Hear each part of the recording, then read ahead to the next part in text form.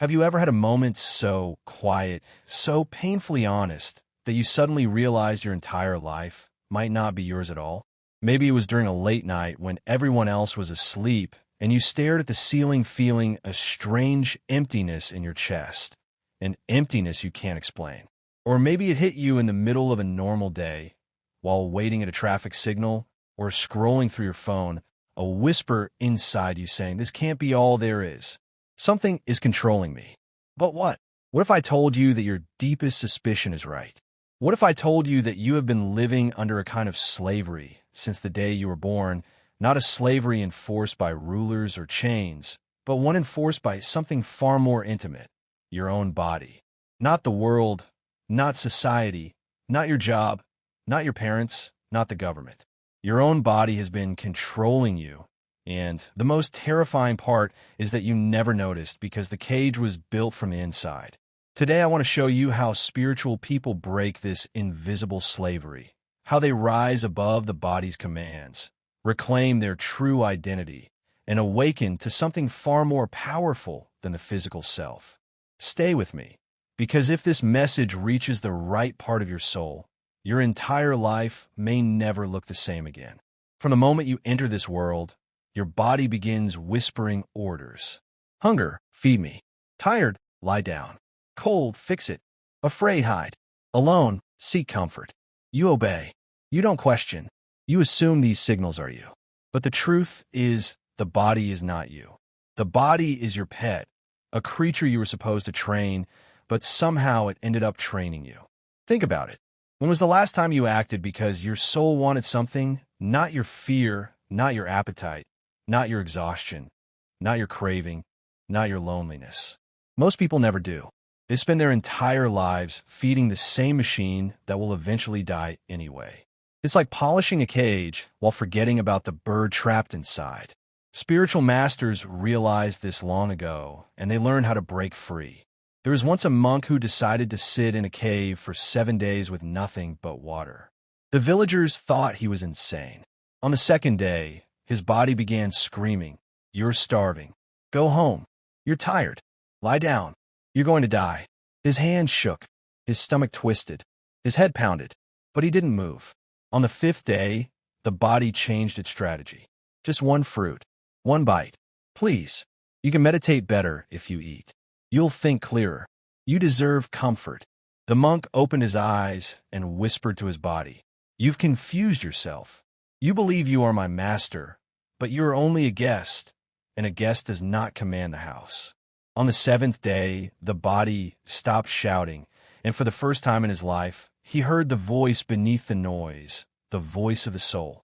This is the moment spiritual seekers try to reach, the moment when the body stops commanding and starts listening. Your body does not just want food or rest. It wants patterns, comfort loops, and predictability, even if predictability is killing you. Quitting addictions? The body panics. Waking up early? The body resists. Stepping out of your comfort zone? The body attacks with anxiety. Talking to someone new? The body says stay silent. Chasing your dreams? The body hits you with fear. What if you fail? What if you look stupid? You think these thoughts are yours? They are not. They are programmed reactions, the body's primitive survival software trying to keep you small, safe, and easily controlled. Your soul is built for expansion. Your body is built for survival. And survival always wins until you learn to reverse the roles. Your body has made you eat when you're not hungry. Stay in relationships that destroy you. Avoid opportunities that could change your life. Scroll for hours because it likes dopamine. Stay silent when your soul wanted to speak. And kill your dreams because they require discomfort. Who is really in control? You, or the trembling flesh wrapped around your soul? Most people never escape this prison because the prison feels comfortable. The cage is warm. The chains are soft. The slavery is familiar. But spiritual people choose pain over comfort, truth over pleasure, evolution over routine, and that choice changes everything. Mindfulness is not being calm. Mindfulness is watching your slavery in real time. The next time you feel a craving, food, scrolling, validation, attention, or pleasure, freeze. Don't move. Don't respond.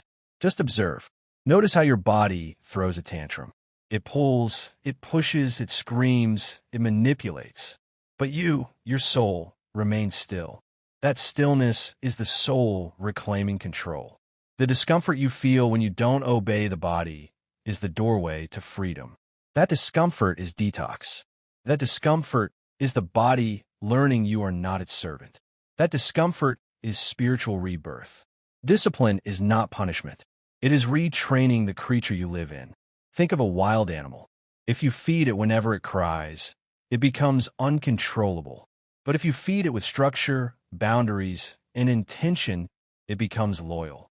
Spiritual seekers practice fasting not to starve the body, but to teach patience, cold showers not to torture, but to break fear of discomfort, silent retreats to stop the body from escaping into noise, early rising to show the body it doesn't dictate time, minimalism to starve the body's addiction to possessions, and meditation to anchor the soul in the present while the body twitches like a restless child. Every act of discipline sends one message. I am the master. You are the vessel. Breathwork is not just calming. The breath is the thin line where body and soul meet. Inhale deeply, slow, and controlled. Feel that? The body obeys the breath. The mind obeys the breath. The emotions obey the breath. Control the breath, and you control the entire system. Ancient masters used breath not just to relax, but to hack reality. Breath is the remote control of the body. And when the soul holds the remote, the body becomes silent. Your body fears death, but the soul does not. Every fear you have ever felt, failure, rejection, loneliness, embarrassment, is the body trying to avoid the death of its comfort.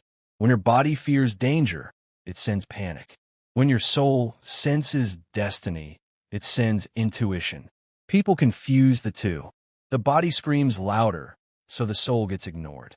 Spiritual awakening begins when you stop listening to the loud voice and start listening to the true one. When the soul finally becomes the master, you stop reacting and start choosing. You stop chasing pleasure and start chasing purpose. You stop fearing death and start living fully. Decisions become intentional, not automatic. Life becomes purposeful, not habitual. Identity becomes eternal, not physical. You feel a lightness, a freedom you haven't felt since childhood. The slave has left the cage and the master has awakened.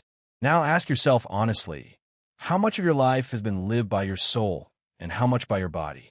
Are you ready to reclaim what you lost? Start small. Pause before reacting. Breathe before obeying. Choose before giving in. Every moment of resistance is a moment of awakening. If this message touched something inside you, your awakening has already begun. Share your story and tell me, what is the one thing your body has been controlling that your soul is finally ready to reclaim? You are not your body. You never were. You are an eternal soul learning, finally, to return to its throne.